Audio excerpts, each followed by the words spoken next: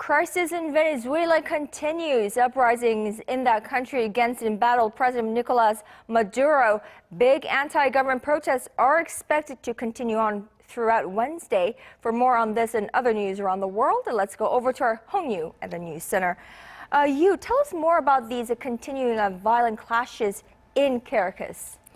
Well, Connyoung, a day after violent clashes with government forces, protests are being held by both government opponents and Maduro supporters in Caracas.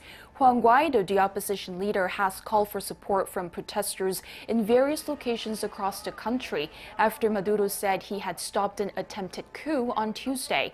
Demonstrations by Maduro supporters are largely formed by those from working-class backgrounds.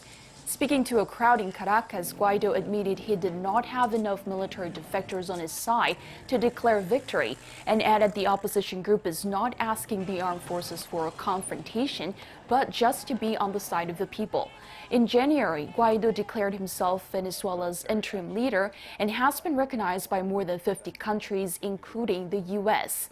U.S. Secretary of State Mike Pompeo said Wednesday that the U.S. would prefer a peaceful transition of government in Venezuela, but the American military action is possible if that's what's required.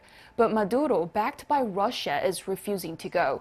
Russia is one of Venezuela's largest creditors and has been helping the economy by heavily investing in the country's oil sector.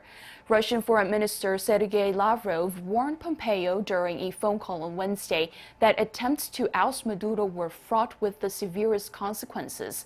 He also said Washington's support for Guaido is a gross violation of international law.